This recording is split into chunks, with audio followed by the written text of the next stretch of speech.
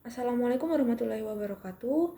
Kami dari kelompok 8 yang beranggotakan saya sendiri, Syahla Rifdana Nafisa, NIM C2C022065, kemudian Alfian Nugraha Jati, NIM C2C022044, kemudian Al-Qadri Nur Hafiz, NIM C2C022063, dan Muhammad Fikar Firdiansyah, NIM C2C022069 akan menjelaskan tentang bab 11 yaitu Transmission Control Protocol atau TCP.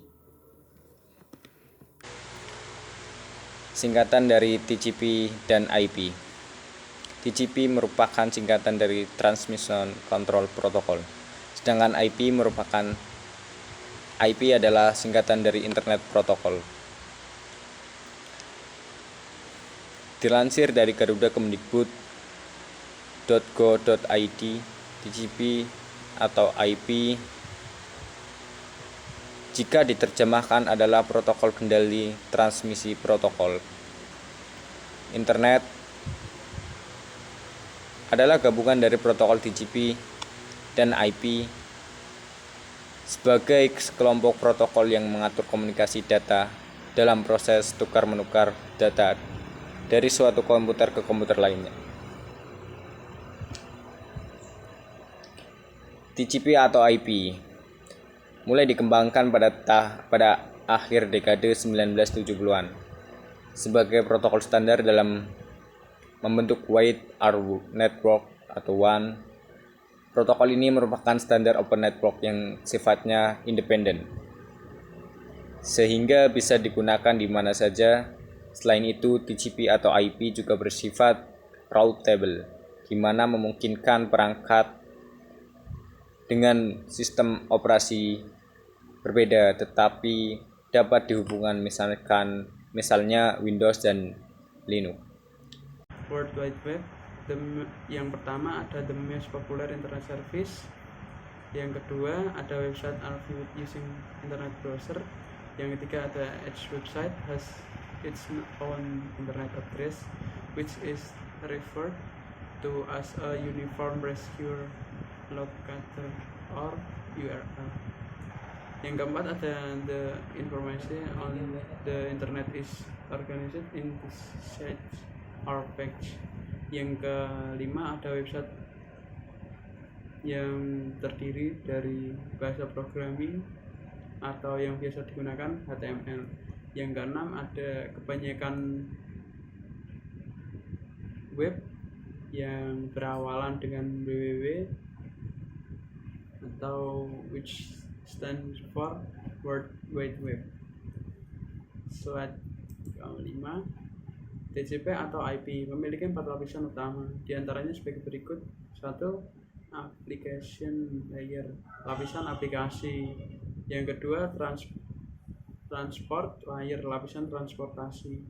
Yang ketiga, network layer, lapisan jaringan. Dan ada yang keempat, yaitu network interface layer, lapisan antarmuka jaringan.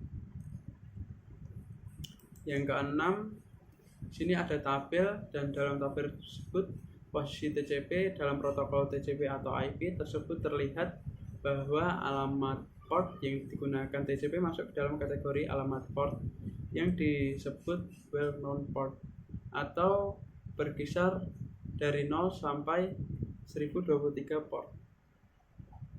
Ini merupakan port yang dikenali atau port system. Port ini selalu merepresentasikan layanan jaringan yang sama dan ditetapkan atau tidak akan dirubah. Bagian slide ke-7 yaitu penjelasan tentang port well known yang digunakan pada TCP IP.